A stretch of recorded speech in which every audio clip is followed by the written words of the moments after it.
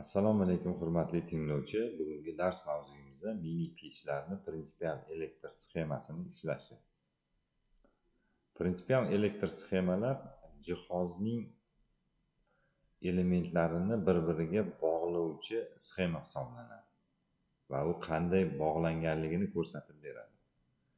Va bu sxema yordamida ta'mirlash ishlari olib borilayotganda o'sha yordamchi hisoblanadi.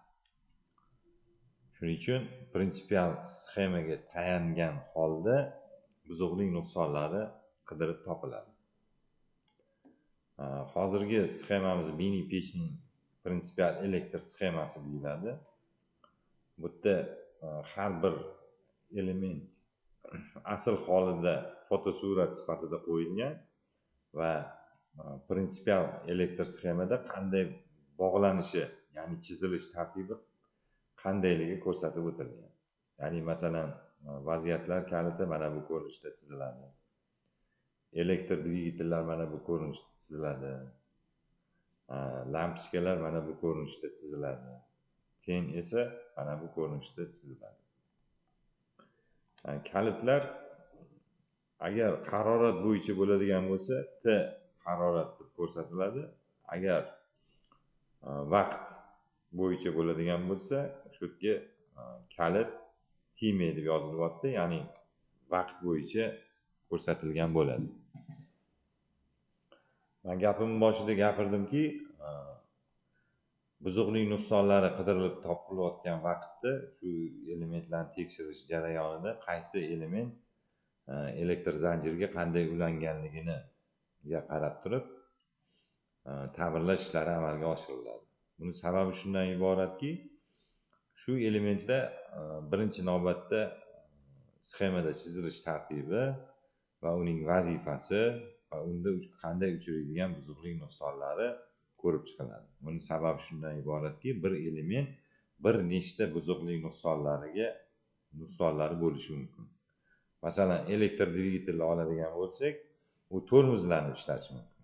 Ya'ni yakir stator bilan ishg'olanadigan qismida o'sha ishg'olanish jarayonida o'sha rotor qotib qolgan bo'ladi. Mana bunda elektr dvigatel qismdagi ajratilib va o'sha rotorning vali yaxshilab tozalanadi, statorning salnigi yaxshilab tozalanadi va u maxsus solidorlarda surib yig'iladi va shu orqali ta'mirlash ishlari amalga oshiriladi. Masalan, keyin ta'mirlash ishlari amalga oshirilmaydi. Buning sababiki, bu usti quyma bo'ladi, almashtirish yo'li bilan bartaraf etiladi. Lekin buzuqlik nuqsoni qidirib topilayotgan vaqtda ten qizimayotgan bo'lsa, vaziyatlar kaliti hamda tenning qarshiligi tekshirib o'tiladi va shu orqali tashxis qo'yiladi. Yo vaziyatlar kalitidan yoki tendan. Vaqt relesiga keladigan bo'lsa, 90 daqiqa ishlaydi va shu 90 daqiqa qaysi daqiqaga, shu 90 daqiqagacha bo'lgan muhlatda qaysi vaziyatiga qo'ygan bo'lsak, o'shanda tarmoqni uzadi. Ya'ni qo'yilgan vaqtgacha qo'shilgan holatda bo'ladi, keyin ajratib yuboradi. Harorat, ya'ni haroratni boshqarish uchun maxsus termosozlagich qo'yilgan. Ya'ni bu termosozlagich deganimiz, ya'ni mexanik ravishda qo'limizda o'sha kerakli bo'lgan haroratga qo'ysak, duxovka ichidagi haroratni ushlab turadi. Ya'ni bunda ham turli xildagi buzuqlik nuqsonlarini uchratishimiz mumkin. Ichida kontaktlari bor, ya'ni kalit kontaktlari, shu kontaktlar yordamida qo'shilgan holatda bo'lib ajralmay qoladi. Bunda yuqori haroratda qizib ketadi. Ya'ni uzluksiz o'chmayapti, uzluksiz oziqlanish, kuchlanish bilan ta'minlangandan keyin duxovkaning ichida yuqori harorat bo'ladi. Shuning uchun almashtirish yo'li bilan termosozlagich bartaraf etiladi. Yoki kerakli haroratga yetmasdan duxovka o'sha haroratda bo'lmayapti, Ya'ni bunda ham vaqtidan oldin tarmoqdan uzib qo'yadi, ya'ni kontaktlar ajraladi. Bu holatda ham terma sozlagich almashtiriladi. Ya'ni har bitta elementda 2 ta 3 tadan buzuqlik nuqsoni bo'ladi. Qisqa tutashib qolgan, vaqtidan oldin tarmoqdan uzib yuboryapti degan buzuqlik nuqsonlari bo'lishi mumkin. Yoki vaqtda ham, ya'ni qo'yilgan vaqtdan oldin o'chirib qo'yishi yoki bo'lmasam umuman qo'shilmasligi mumkin. Yoki qisqa tutashib qolib, o'sha vaqtiga kelganda ajralmasligi mumkin.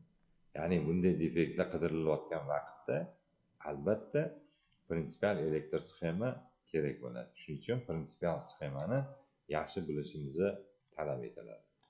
Ya'ni tarmoqqa ulagan vaqtimizda tarmoqda, ya'ni biza H2 ni, ya'ni ikkinchi tenni qo'ygan vaqtimizda mana bu ko'rinishda oziqlanadi. Keyin vaqt relesi qo'shgan vaqtimizda, ya'ni o'sha belgilangan, ya'ni necha vaqtga qo'ymoqchi bo'lsa, o'sha vaqtgacha qo'shib turadi tarmoqni. Keyin terma sozlagich o'sha qo'yilgan haroratgacha ushlab turib tarmoqni uzib ulaydi. Doim ishlamaydi. Buni sababiki, mana terma sozlagich o'sha haroratga qo'yilgan bo'lsa, o'sha haroratgacha qizdiradi, keyin tarmoqni uzadi. Taxminan o'sha qo'yilgan haroratdan 5 gradus pastga tushganda bu tarmoqni uzadi va shu orqali shu tenni ajratadi va qo'shadi. Endi ikkinchi tenni yoqqan vaqtimizda, ikkinchi ten ishlash jarayonida tarmoq qo'shiladi va ten orqali yana xuddi shu takrorlanadi, ya'ni tarmoq qo'shiladi. Shunda hamma qo'shilgan tenlar qo'shilganligini ma'lum qiluvchi mana bu lampalar yonadi. Mana shu orqali elektr zanjir qo'shilib ishlaydi. Endi bunday holatlarda albatta shu ichidagi haroratni bir xilligini ta'minlash maqsadida elektr dvigatel qo'yilgan bo'ladi. Bu elektr dvigatellar oziqlanish kuchlanishi mana bu yerda ham elektr zanjirdan o'tib, ya'ni o'sha dvigatel cho'g'amlaridan o'tib, bu ham vaqt relesi va terma sozlagich orqali tarmoq bilan bog'lanadi. Endi agar grillga qo'yiladigan bo'lsa, shu vaqtda unda hamma nimalar qo'shilgan holatda bo'lib, mana bu elektr dvigatelni ham mana bu ko'rinishda oziqlantiradi.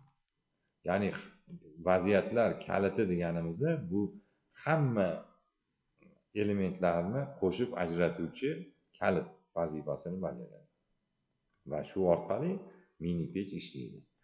Endi ba'zi hollarda